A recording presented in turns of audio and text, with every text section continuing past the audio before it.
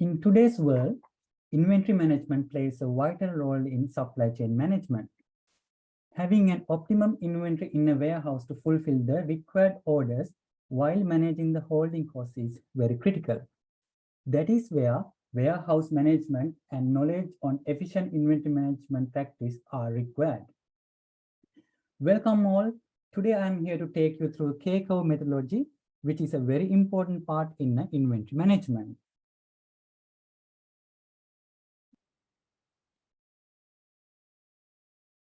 So today, I am about to cover a few areas which will cover K-curve methodology with the practical examples. First, we will look into disadvantages of economic order quantity, which is known as EOQ, and Pareto inventory principle. Next, the effectiveness of K-curve on deficiencies of EOQ and Pareto. Third, we will identify the three-stage process to generate the K-curve. After that, I will demonstrate an example how to generate the K-curve. Finally, we will discuss the importance of K-curve. So, first, we will see what the disadvantage of EOQ and Pareto are. For that, let's have a look at the EOQ formula. We can calculate the EOQ as equals to the square root of 2 times of D multiplied by C and whole thing divided by P times I. Here, D means annual demand or usage. C means cost of ordering.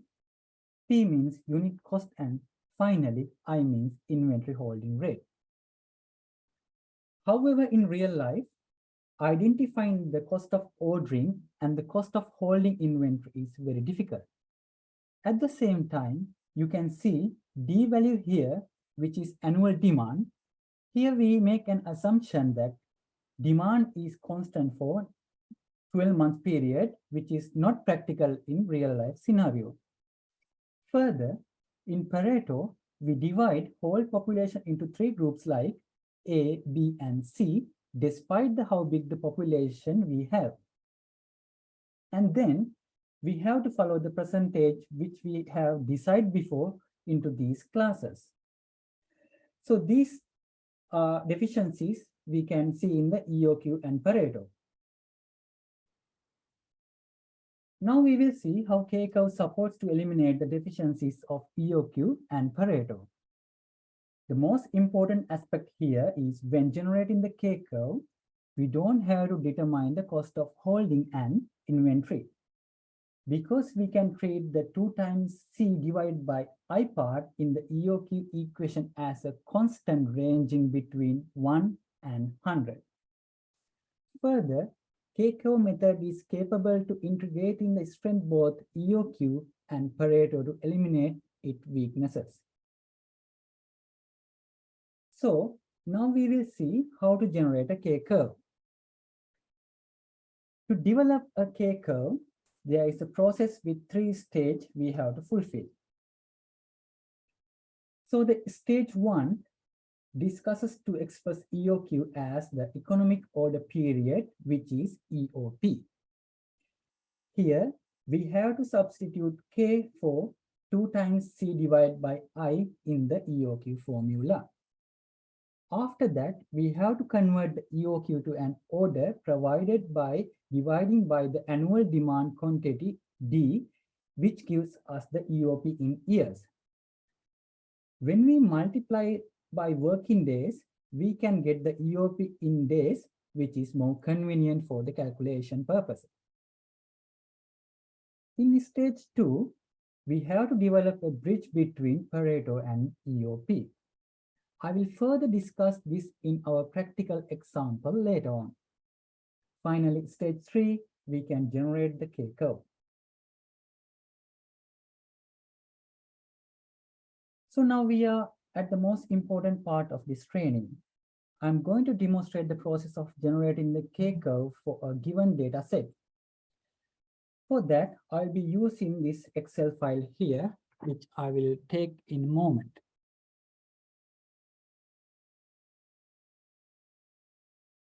This is the Excel file we have been given.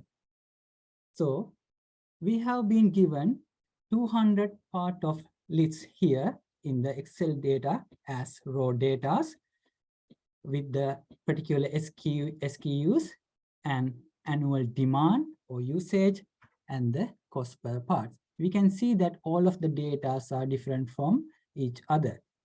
And also we have been given the K value as a predetermined value, as working days are considered here as a 250. It is considered as 5 working days per week. So we have taken value here as 250. So basically these raw data are the one we're going to use to develop our K-curve plots after using various of calculation methods. Let's move into the next tab. This tab I have highlighted as a EOP and EOQ. In this tab, we have a set of formulas we are involving in for the calculation of EOQ and EOP in days. Let me explain you one by one. In these calculations, we have explained D as annual demand quantity, C cost of ordering or setup, P unit cost, I inventory holding rate in percentage. So this is the economic order quantity formula. Again, we have expressed here denoted in Q square root 2 times D times C divided by P times I.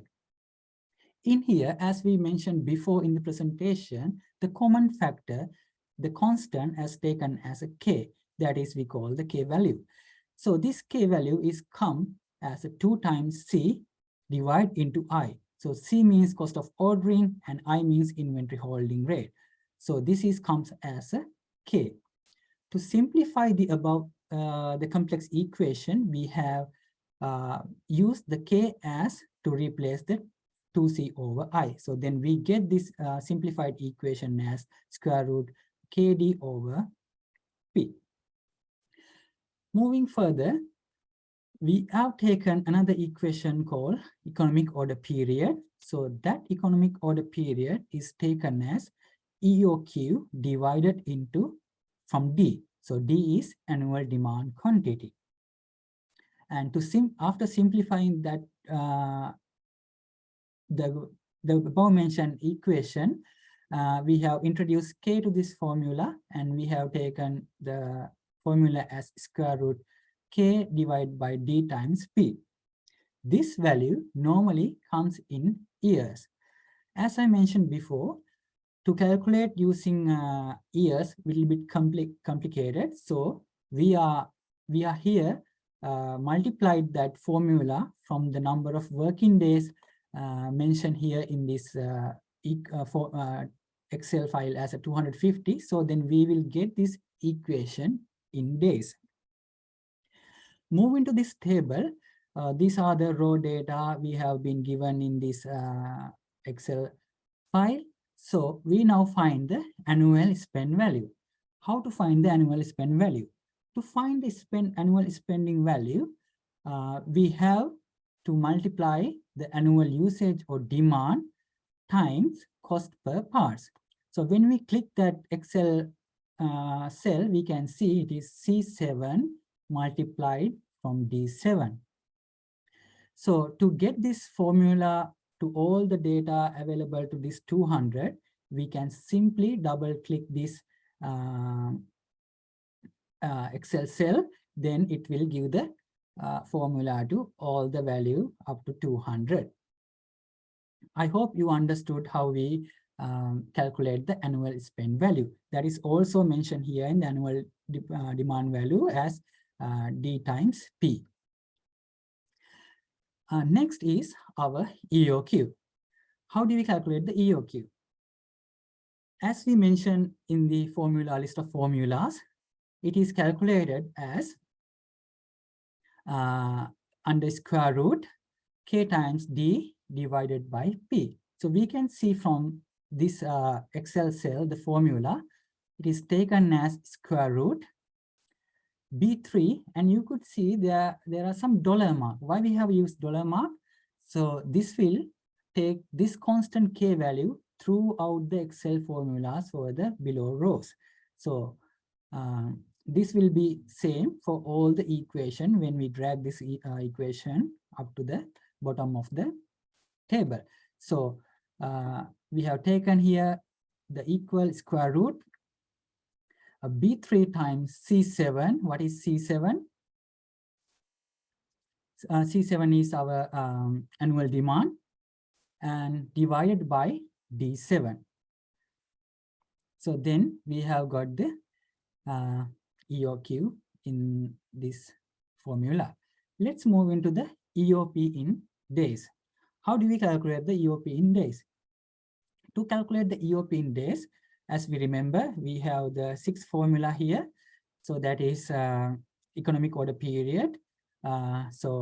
Multiplied by number of working days times square root K over A. So to calculate the EOP, we can see from here, we taken the formula as B4 column. So B4 column means number of working days times square root B3, our K value here, and divided from E7. So E7 is our annual spend value. So from that one, we calculate the EOP in days. As I mentioned before, when we double click this cell, when it comes the plus mark, all the below cells would be come with the same formula.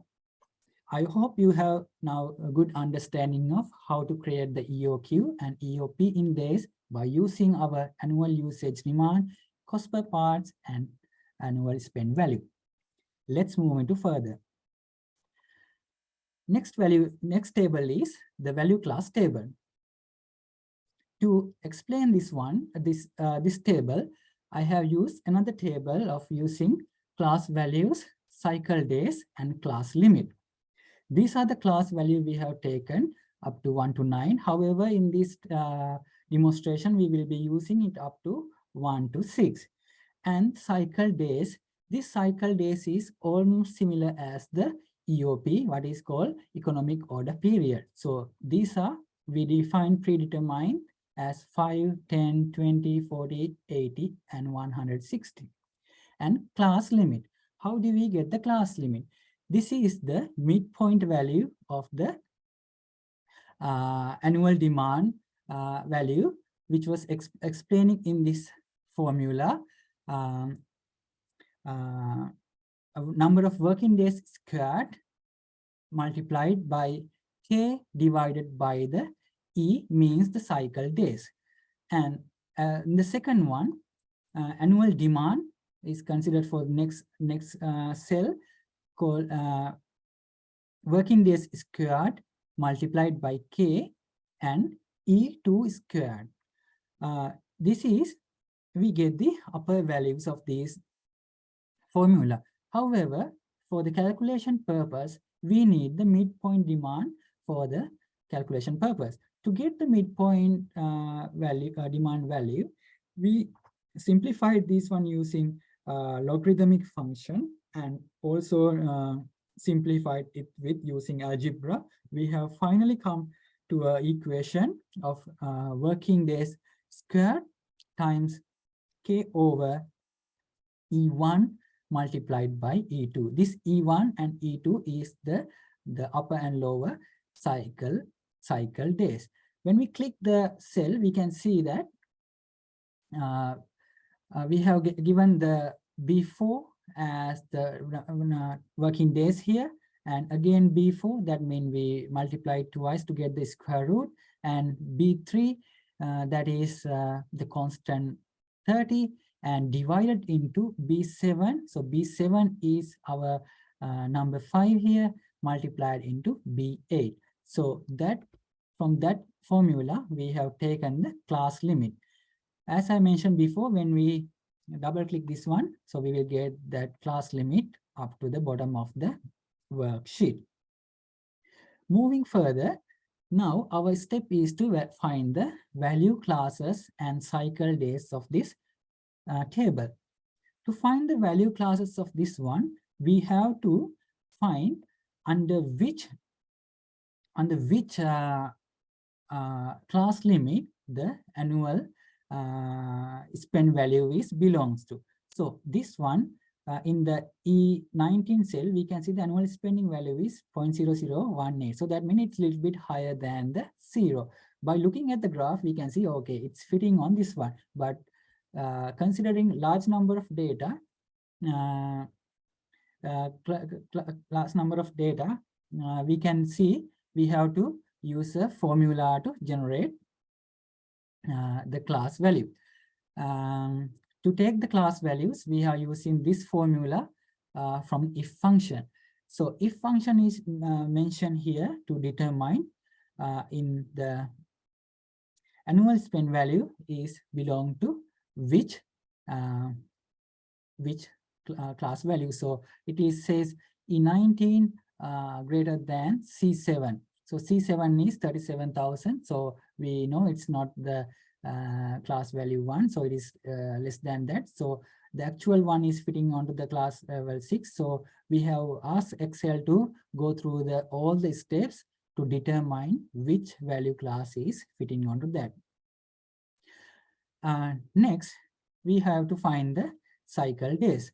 To find the cycle days, then we have asked Excel to choose the value class fit in which cycle days. So we have asked Excel to choose, okay, you have class value 6, then let us give the cycle days for that. So Excel would determine from this table and it will give us the cycle days. So for that we use choose G19 function.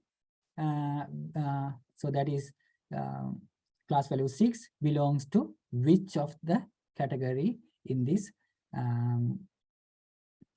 cycle days. So it will give us 160 cycle days as per this formula. When we double click this one, as I mentioned before, it will go up to the bottom of the table. To move further, we go into number of orders and average inventory calculation. For that, we need 2 extra formulas to calculate this data set. So we have taken average inventory as 0.5 times E, which we consider as a cycle days. It's the same as EOP as I have discussed before, multiplied by A, which is annual demand, and divide by the number of working days. As well as number of orders is also called as a number of deliveries. It's taken from the simplified equation, number of working days divided in economic order period, which we also known as letter E. So that is our cycle days. So we can see it's B4 belongs to constant K value here, as well as the H20 is number of cycle days, and we got the orders as number of orders as 2. Average inventory also we multiplied 0.5 times H20 means number of cycle day. H20 is number of cycle days multiplied from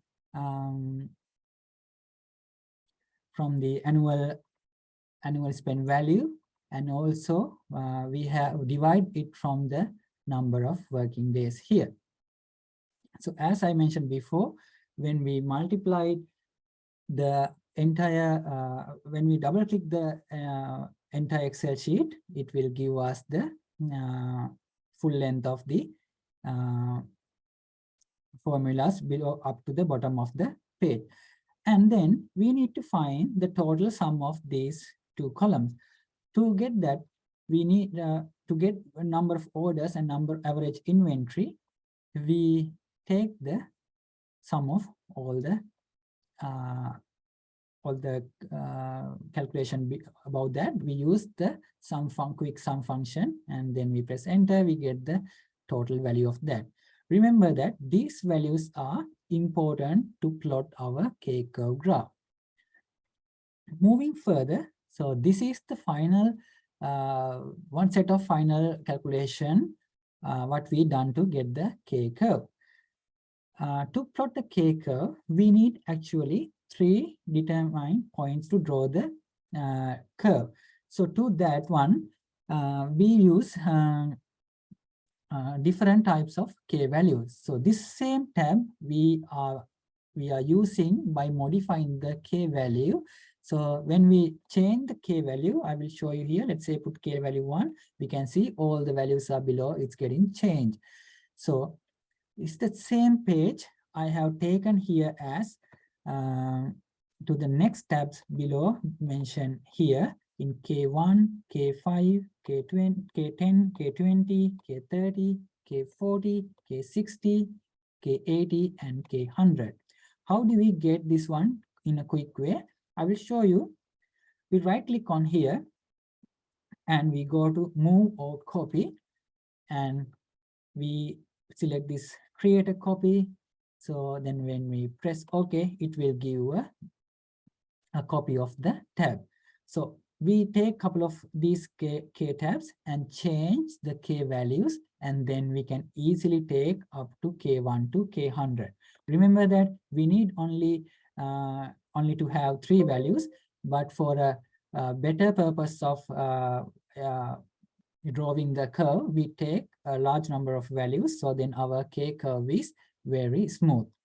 All these K values we need, we taken it as up to 1 to 100. So all the K values here, we need to draw the diagram. This is our K5, K10, K20, K30, K40, K60, K80, K100. And next we move our final plotting of the K curve. So this is our K curve which we drawn. I will explain you how we draw this table. Before that, we need to make sure that we get all the values closer to one table, so then we can easily draw a table here. So I have identified all the K values here and the number of orders for each K values mentioned on the previous tab. So to get it easy, we put here our cursor and we put the equation, and then go to K1 value and click this link. Then it will give the value. It will automatically take the value from the previous tab. Same way we take number of orders to all the up to K100, and average inventory value also up to K1 to K100. To draw the diagram, we have to select this all the data, and we next go to insert, and then we go to our graphs, and then we select scatter diagram, and we click this this design, so it will give us a good look of the entire data which we identified before. So I have done that step, and I will explain now this K-curve method, K-curve values to you. So this is our K1, this is our K5, this is our K10, this is our K20, 30, 40, 80, and K100. So if you look at the K-curve here, you can see when the number of order is higher, the average inventory level becomes lower. In vice versa, when the average inventory level is higher, the number of orders become lower. This is visually shown in the scatter diagram here. If you look at K1 and K5 point, the difference of the number of orders is very significant, while average inventory level is slightly changed. I hope you understood the drawing of the K-curve methodology. Let me take you a quick recap of what we have studied here. So we have got the data here, 200 parts of the data, and the part numbers, annual demand, and the cost per parts.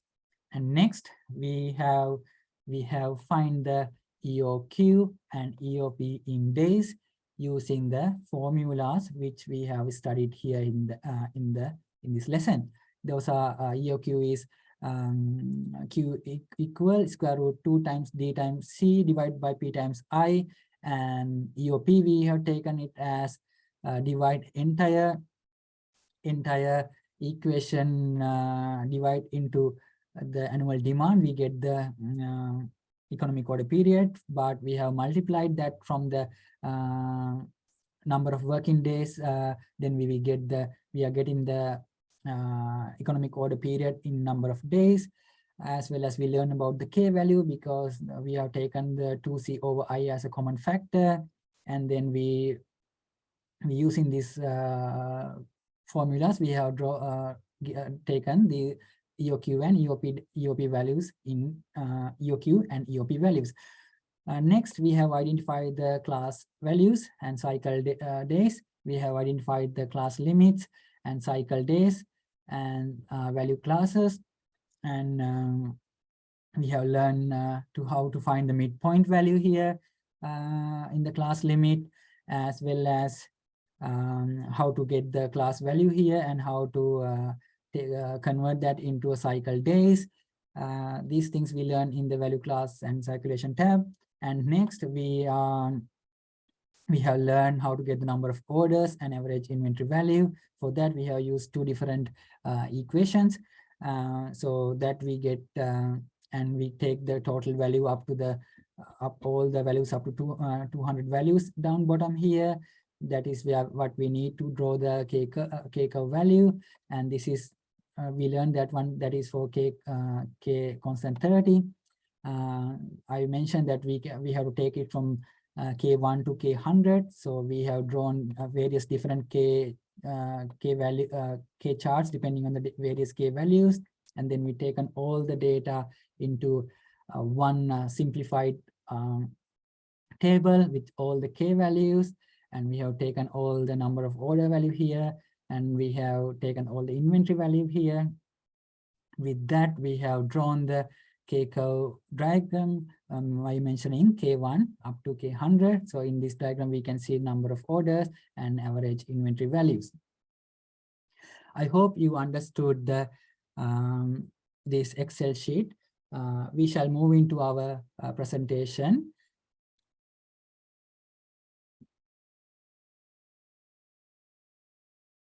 In this presentation is again the diagram what we have learned here.